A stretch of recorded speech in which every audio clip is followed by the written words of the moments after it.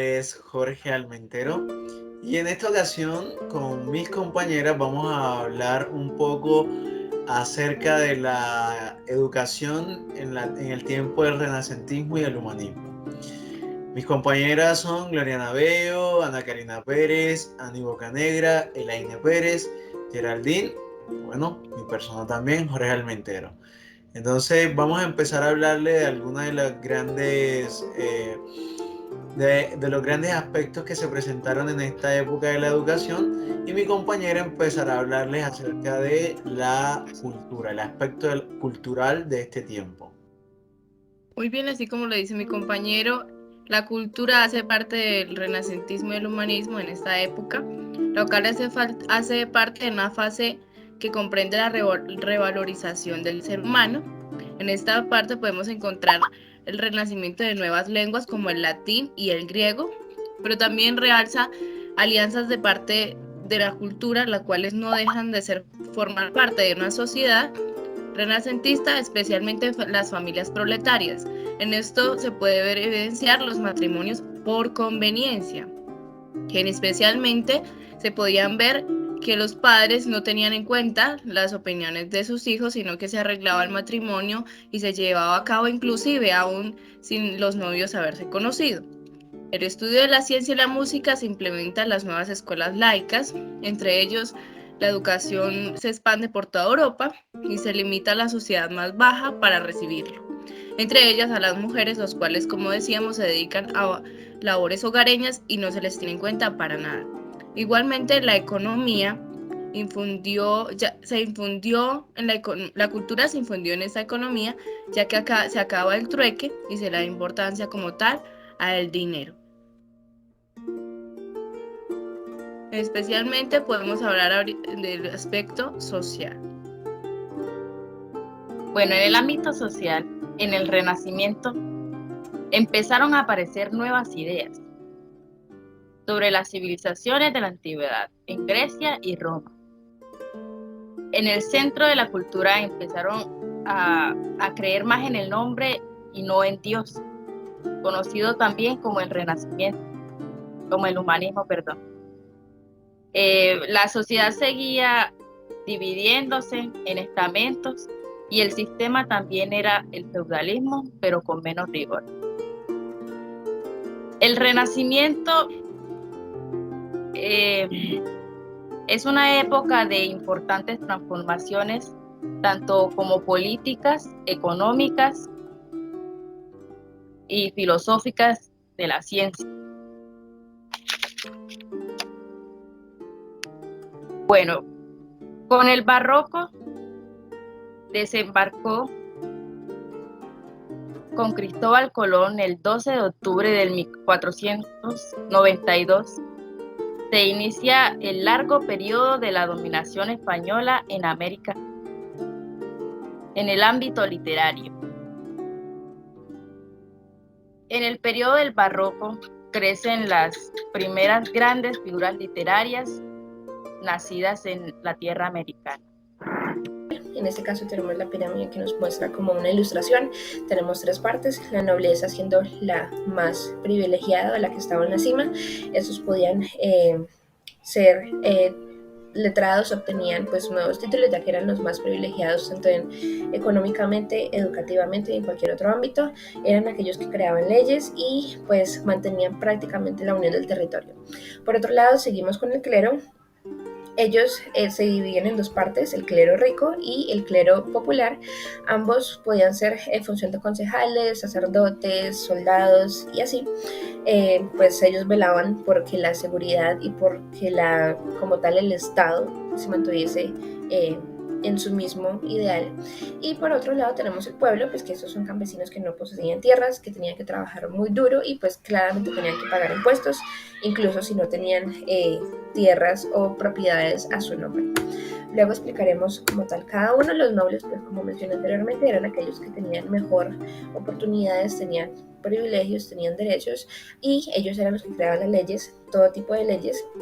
Ellos eran los que tenían acceso de primera mano a los documentos o los avances científicos de la época, pues ya sabemos en cualquier tipo de materia, eran cultos, eran letrados, eran educados y pues ellos eran lo que exigían y las normas que se debían respetar en el pueblo del lugar donde se encontraban.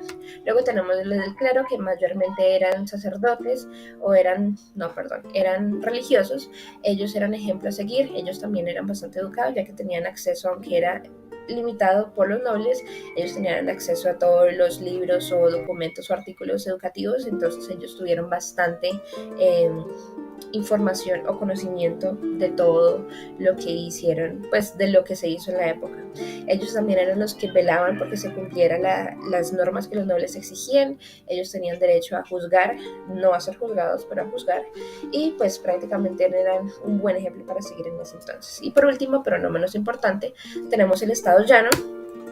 Estos eran los trabajadores, ya que, y pues los del pueblo, que lamentablemente casi no tenían recursos ni no tenían voz, voto, casi no tenían derechos. Ellos solamente se limitaban a trabajar y a obedecer las leyes de los nobles, que eran ejecutadas por el clero. Estas personas, pues, tanto mujeres, niños como hombres, mujeres y niños tenían que trabajar muy duramente, cada uno en sus responsabilidades, pero pues se limitaban a trabajar. Algunos de ellos tenían acceso a la educación, sin embargo no eran muchos, y pues estas personas realmente la pasaban bastante mal. Y por último, vemos un pequeño comentario sobre el ámbito educativo en lo social de esta época, pues era dictaminado por monjes, ya que esos eran los que, como mencioné anteriormente, eran los que tenían acceso a libros, bibliotecas, pergaminos y toda la información.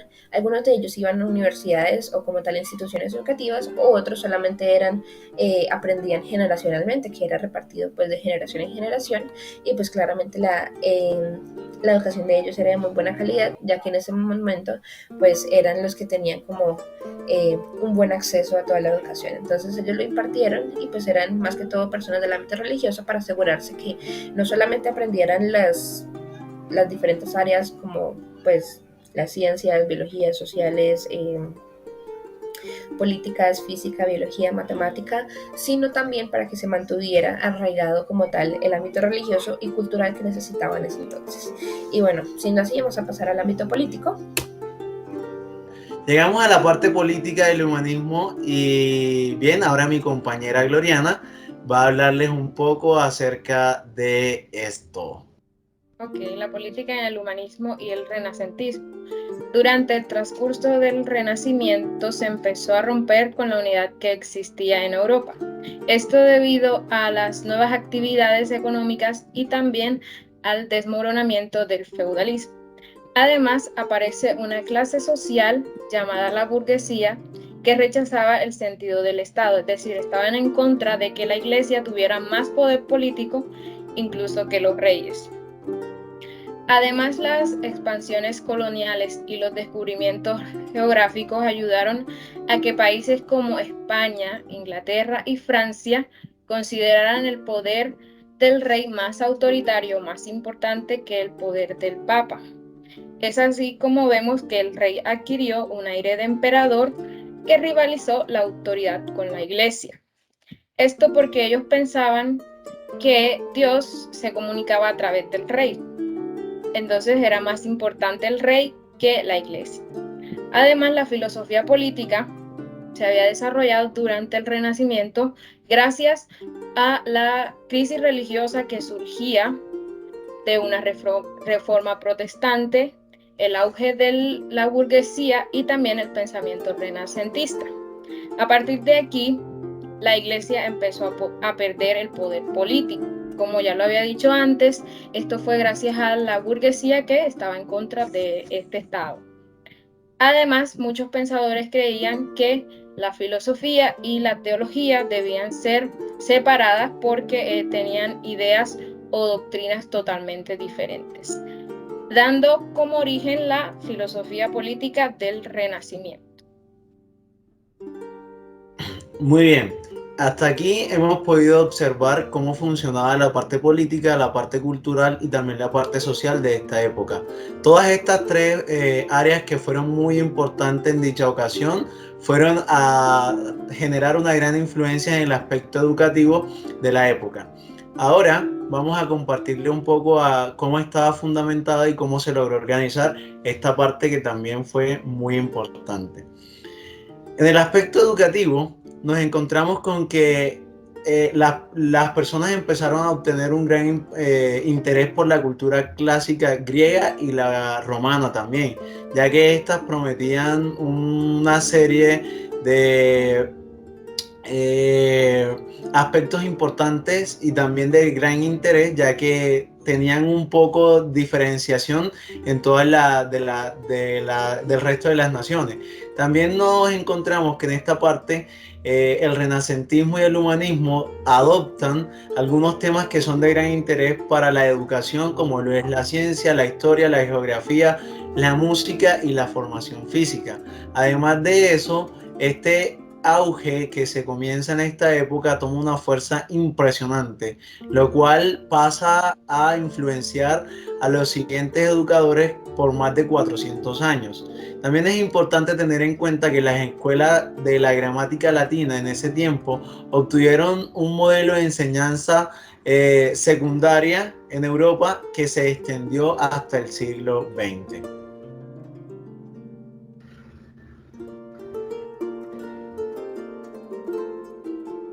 Muy bien. Como dice mi compañero, en esta época hubieron grandes cambios que hasta el día de hoy podemos ver cómo han repercutido en nuestra educación. Uno de esos grandes cambios de los que se habla en el Renacimiento y el humanismo es la distribución de los alumnos. En un inicio, el Renacimiento logró establecer una distribución de los alumnos según su nivel de conocimiento, pero con el paso del tiempo, entonces ya hubo separación por edades, lo que hasta el día de hoy se ha venido implementando dentro de la educación.